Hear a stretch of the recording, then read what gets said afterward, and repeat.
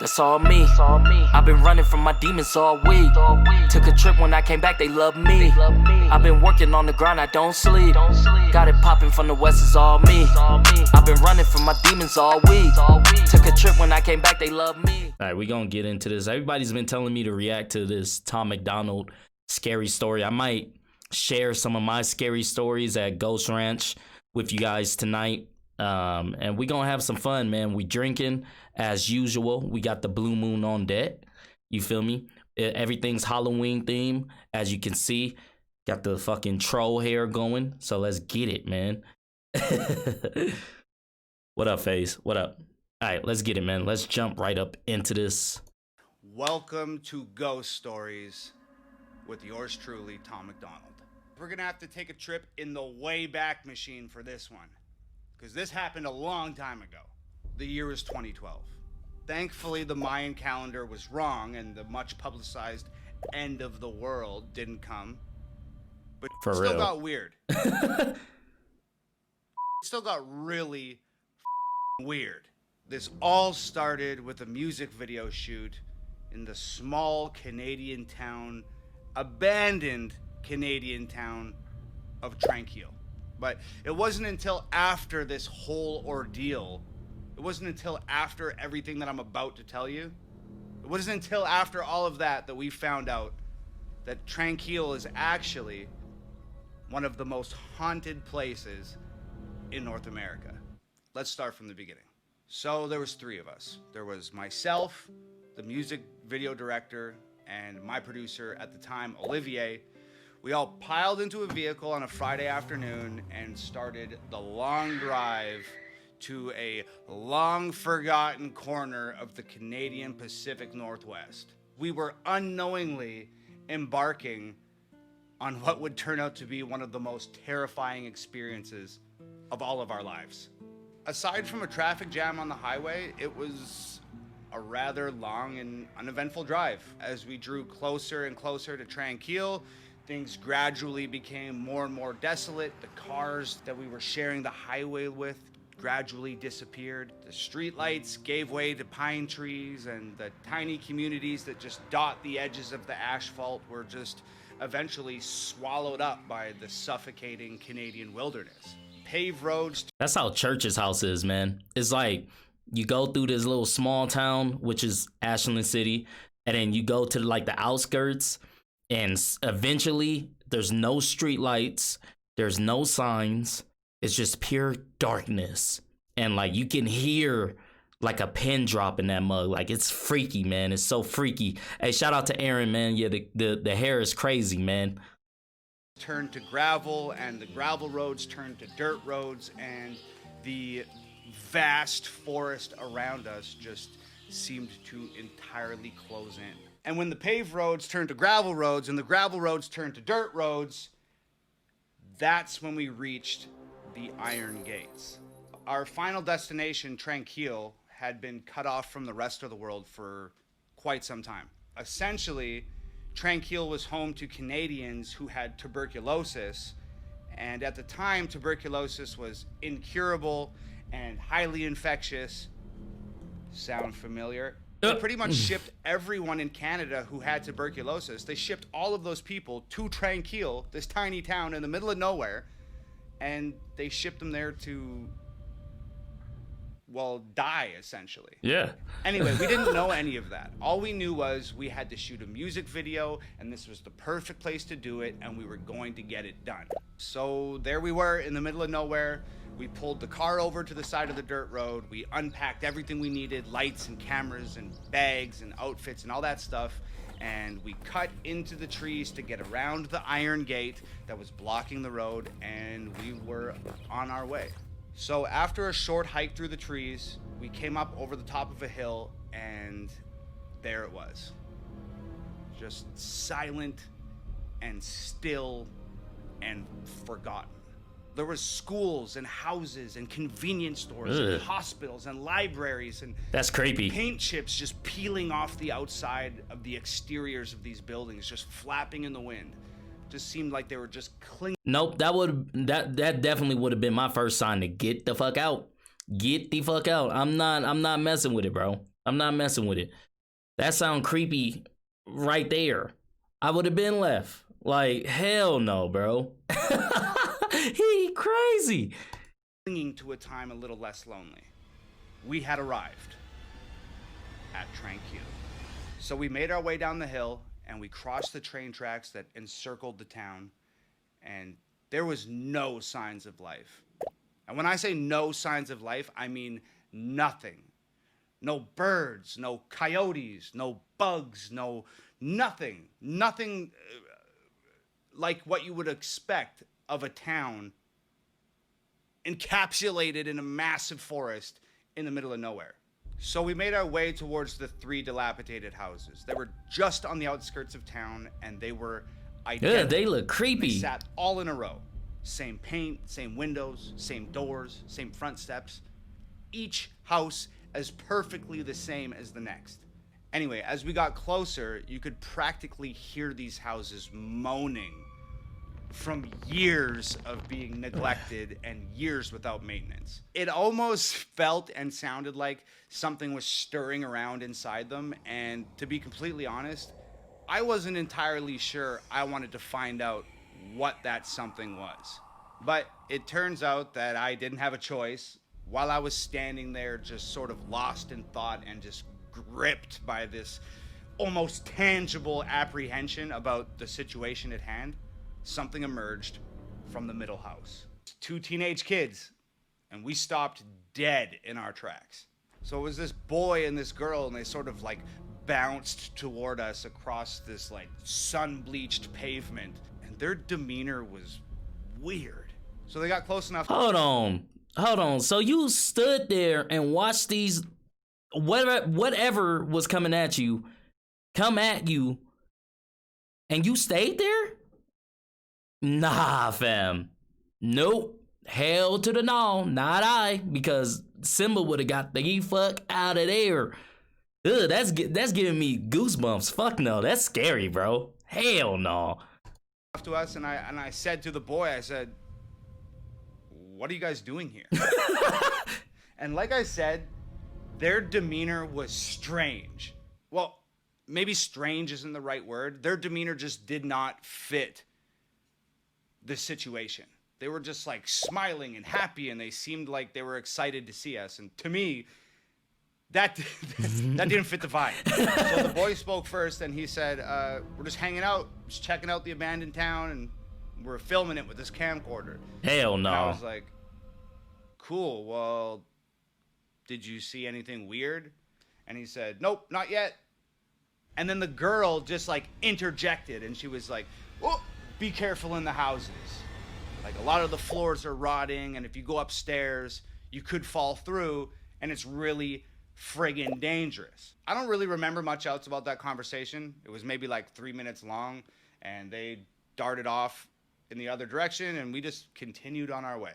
So we went into the house that our new friends just emerged from, and the girl wasn't lying. There was a massive hole in the ceiling of the living room where it looked like something on the top floor had fallen through and landed in a giant heap of rubble just sitting on the floor in the living room. It was trippy. So the more we explored, the weirder it got. Like, inside the school, there was 3 inches of dust on the desks, and the day's lessons were still scribbled on the chalkboard, and there was pencils and erasers just littered about all the workstations. And if you picked anything up, you'd leave a perfect impression of whatever you picked up on the surface that you picked it up off of. Like, this stuff literally hadn't been touched in years. After roaming through like half a dozen buildings, we had finally made our decision where we were gonna start shooting this music video, and we decided on, of course, the sanatorium. Oh, you're crazy. So we were walking down the main street on our way back to the hospital when I noticed something peculiar. Peculiar?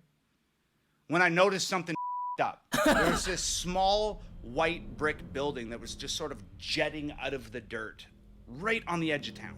And we had a long day of shooting ahead of us, but Tranquil just felt like it was some sort of portal to like an alternate dimension, and we were just so captured by the mystery of this town that like work came second, and we just wanted to explore. So we took off towards that white building. So this building was essentially just like a brick box. It was maybe like 10 feet tall by 20 feet long and 20 feet wide.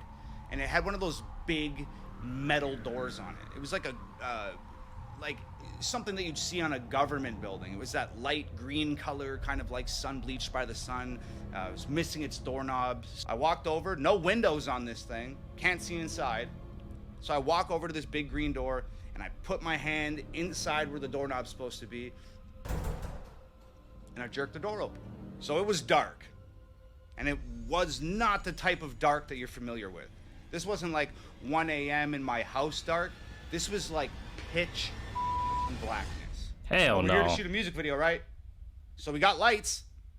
So I grab one of the lights and I turn that motherfucker on. So when I turn the light on, there's nothing in this room. There's no windows, there's no doors, there's nothing on the walls, there's not even flooring. It's just plain concrete. It's as plain and white on the inside as it was on the outside, with the exception of one thing: a staircase going down. I'd be lying if I said we weren't scared, because we were freaked the f out, man. But here's the thing about three dudes hanging. That sound like the start of some kind of horror film. I don't like that. I don't like that one bit. If I found like a fucking small house like that or wherever the fuck he was in, and it had stairs going down, nah, fam. Like, I'm shutting that door and I'm walking as far away from that place as I can, because that sounds like some fucking underground dungeon type shit. Like, people were getting like they heads chopped off down there or something, man. I don't like that. I don't like that. I don't like that one bit, man. Like, I'm good, bro. I am good. Out is none of these dudes is going to admit to any of the other dudes that they're scared, because that's not what dudes do. So we're all terrified, but nobody's going to admit that they're terrified to anybody else. So in the greatest display of masterfully fabricated machismo in the history of mankind, we go down the stairs. Oh, you wild. We are so deep in denial and so unwilling to admit that we're afraid in front of another man that we forced ourselves to go down a set of stairs into a black hole inside an abandoned town in the middle of nowhere. Nope. And you know what? I could barely comprehend what was at the bottom of those stairs. Medical equipment everywhere. X-ray machines and surgery tables and scalpels and wheelchairs and rolling beds, just everywhere, all covered in dust, untouched for years. So there's 3 walls down here, and there's a doorway on each wall. No door, just a doorway. So I shine the light through the first doorway, long concrete hall. I shine the light through the second doorway, long concrete hall. And then I shine the light through the third doorway, you guessed it, long concrete hall. Still neglecting the sheer terror that's permeating every cell in our bodies, we somehow choose a doorway, walk through it, and start our journey into the abyss. And what we found were just more concrete hallways and more wheelchairs and more rolling beds and more hallways and more doorways and more concrete halls. This was a labyrinth of underground concrete halls. And we decided it was a cool place to shoot a scene for a music video, so we started shooting a music video. I'm not even exaggerating. We probably had that camera turned on for 30 seconds before we had to turn it off, because started getting weird. I just remember saying, "Cut the camera." Did you guys hear that? And we all just stood there, just quiet and motionless in the 10-foot section of hallway that our lights would illuminate. And I am not kidding you. Somewhere out there, beyond where our lights could reach, footsteps. I remember my producer, Olivier, sort of laughing like, "No way." No way. We just stood there, frozen with fear. We just stood there and we just listened. And we heard voices. Voices somewhere way out there in that maze of concrete hallways, just echoing through everywhere. And I just said, yo, pack up the camera, let's get the out of here. That's the right move. Now look, man, there's different levels to this scary, spooky shit, man. Different levels. You hear footsteps? Alright, that's creepy. You hear kids running? That's creepy. You hear laughter, someone talking, someone whispering, someone telling you to get out. You fucking leave. You fucking leave. This is their house. They don't want visitors. They don't want you there. They don't want no rent, no nothing. Get the hell out. Take your shit. Live to see another day, because god damn it, they gonna possess your ass and they probably gonna eat your brain. I don't know. I don't know what they do, but that's what I'm assuming they do. That's what I think they do. No, get out, leave. Fuck that. It took them too long. It took them too long to leave. I would have been gone. The first minute I stepped there, I wouldn't even have went there. You tripping, Tom. You is crazy. Now, as we're packing up to leave, I noticed that just out of our light's reach, I see a door. And it's a big-ass metal one. So I squeeze past Olivier, and I walk over to the door. It's this giant steel door, and it's just flush with the concrete inside this hallway. And I just push it open. It's the basement of a house. I just said, yo, shine that light over here. And there's another big metal door 6 feet away. And I walk up to it and I push it open. Basement of a house. And then another door and I push that open, and it's a basement of a house. And as we walk out of this labyrinth of concrete hallways, more doors, more basements of more houses. So it was at this point that I realized that this wasn't a regular town. No! There was something going on here. Something that required every house in town to be accessible by these underground tunnels that all led to a massive underground medical lab. Needless to say, we needed to shoot this music video and get the hell out of there. By the time we found our way out of these underground tunnels and we reached the surface of Tranquille once again, it had gotten dark. And you know what's creepier than an abandoned town in the middle of nowhere with an underground mad scientist lab? A creepy-ass abandoned town in the middle of nowhere with an underground mad scientist lab in the dark, son. Man. That being said, the next couple hours went by rather smoothly, and we got some cool shots and some cool places. We pretty much got everything we needed and had wrapped up the music video. But this is where the really haunted starts. We finish the shoot, pack up the gear, hike up the hill, sneak through the trees, go around the iron gate, and get back to the car. We've escaped Tranquille. Or so we thought. We load everything into the trunk of the car, and the director says, oh, I'm missing one of my lights. I'm missing a light. Fuck that and I'm light. Like, so what, dude? Facts. That light. Facts. Let's get the out of here. And the director goes, oh, well, it was a $1,200 light. And I said, I don't give a I'm not going back. Big facts. Into the creepy abandoned town in the middle of nowhere with the underground mad scientist lab. I'm not going back. And Olivier says, I'm with Tom. I'm not going back either. And the director says, somebody has to go back. You go back. I need that light, so let's all play rock, paper, scissors for it. And the loser goes back. Hell no, I've been like, bro, you lost it. That's your light. You want it back? Go get your light, bro. I'ma sit my happy ass in this car with the engine running, with the key in the ignition. And if I see even one bit of some creepy shit, I'm driving off and you on your own. Because that's your problem, not mine. That's not my problem. Why you bringing me into this? I didn't lose the damn light. Ah, hell no. Nope. No.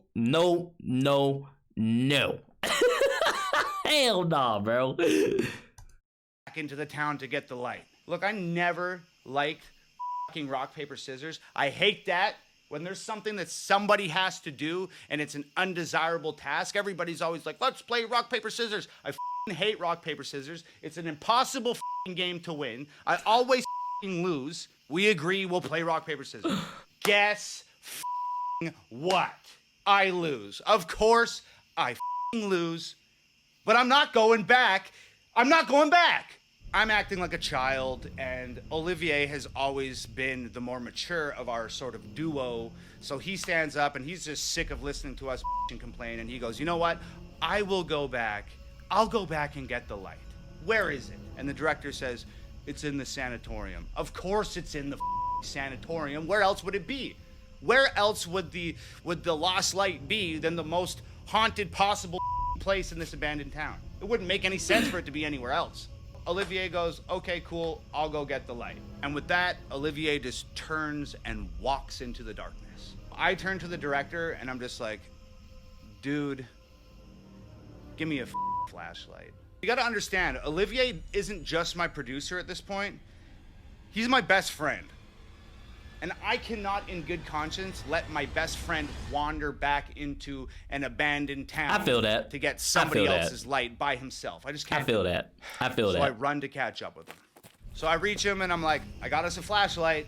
And Olivier turns and looks at me and he doesn't say anything. He just smiles, like a full teeth grin, like one of those smiles that somebody makes when they're terrified or when they're fully aware that they're making a very poor decision and they're about to do something really stupid. Through the forest, around the fence, up the hill, down into the valley, we are back in Tranquil. It's pitch black now and I'm carrying this little rinky-dinky ass flashlight and we're just navigating through the town and we're on the way back to the sanatorium. I ask Olivier, where do you think, do you have any idea where we put this light? Olivier says, yeah, it's in the big main room. I saw him put it down there. I just don't like him, so I was just gonna let him leave it there and hope that nobody noticed and we'd just drive home and we'd have a good chuckle about this later on. So somehow I managed to let out a muffled laugh because it's funny, but at the same time, it's the reason why I'm standing in an abandoned town in the middle of nowhere with a creepy ass mad scientist underground lab at like 2 a.m. We go up the old wooden stairs and push this giant creaky ass door open and step inside the sanatorium, and we're at the end of this long hallway. And at the end of that long hallway, there's a giant, big, massive open room, and that's where the light is. So we start walking down this hallway, and there's doorways lining this hallway, and they're all the padded rooms that crazy people would hang out in. We get into the big main room, and as we enter this big main room, I shine the flashlight up on the wall, and just like this perfect, massive piece of art up on the wall, it is painted, "Please burn me down." Olivier says, oh, there's the light. Walks over, picks the light up, and now that we have this all-important light in our possession, we turn and start walking back down that hallway towards the main door. Now, what happens next is probably the most horrendous thing that I've ever witnessed in my life, and I'm sure Olivier would say the same thing. In fact, I might actually call him and get his account for this video, but what happens next is the single most horrendous thing that I've ever witnessed in my life. So like I said, the hallway is lined with doors on both sides, right? And they're like holding cells, or they're like padded rooms or something. You know the ones? Yeah, you know the ones. Now, I'm not exactly sure how to explain this. You know that feeling you get when somebody is watching you? Yeah, or you know when you see something out of the corner of your eye and you quickly turn your head and there's nothing there? Or you feel the hair raise up on the back of your neck like someone's standing behind you, but by the time you spin around to face it, it's gone? Okay, that happened to both of us at the exact same time. Except something was watching us. And that thing in the corner of your eye that you don't expect to see when you look, we saw it. And that thing that you feel behind you when the hair raises up on your neck and you spin around, and when you spin around it's gone, it was there when we spun around. In perfect synchronization, all this happened. We turn and shine the flashlight into the padded room next to us, and there it is. A shadow standing up from the floor. Not a shadow cast on the floor, a shadow standing up off the floor.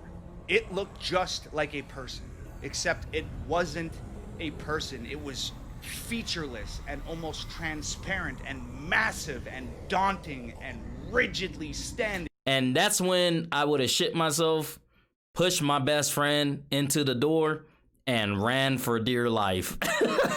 Do not let me see some shit like that, because look here, man, Mile High would tell you, I'm saving myself, okay?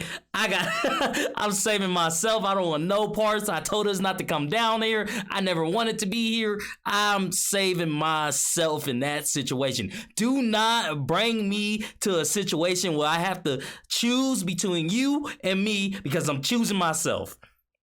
That's that. Fuck the dumb shit.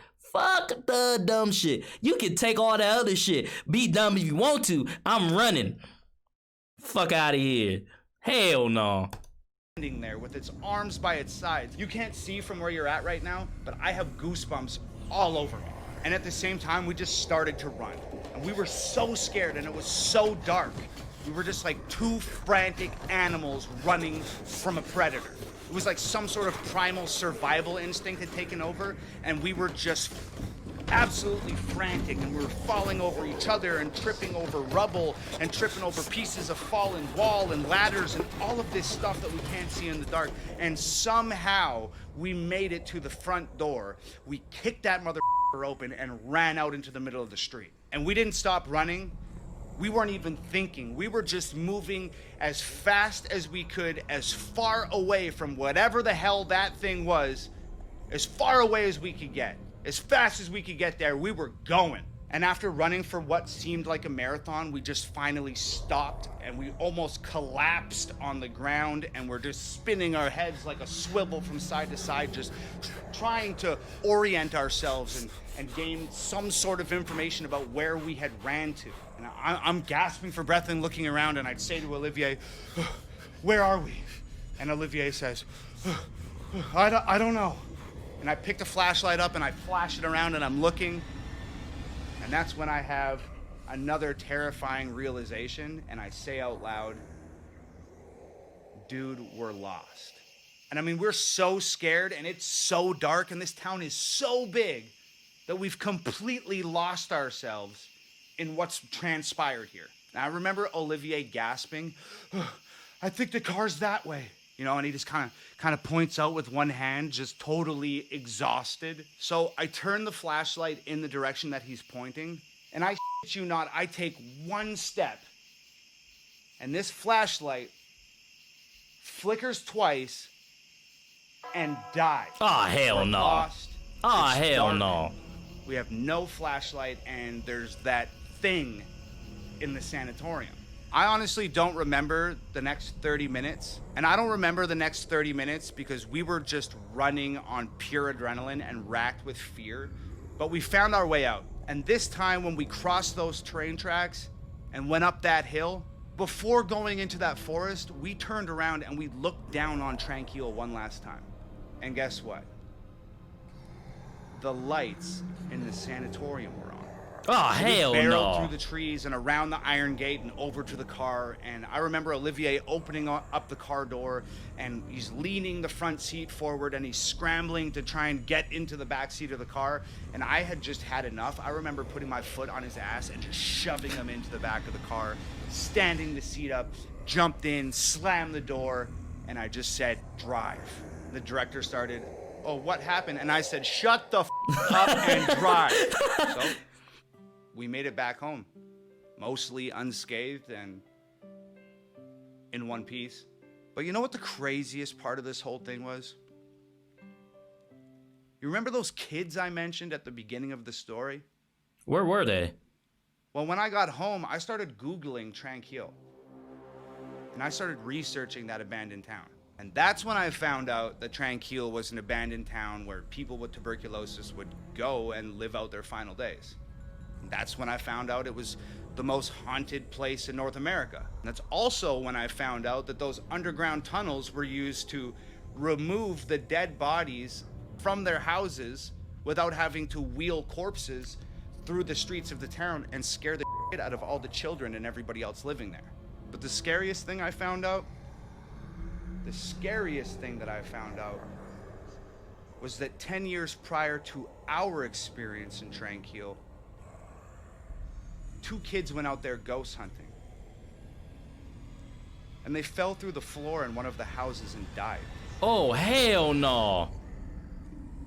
A boy and a girl. Nope. That's freaky, man. That's some freaky shit right there. Yo, that's freaky. That's freaky, man. I couldn't do it. I couldn't do it. Tom MacDonald's brave for that. He is completely brave for that one, because I would have never went there at all. Not I, coach. Not I. Nope. Fuck no.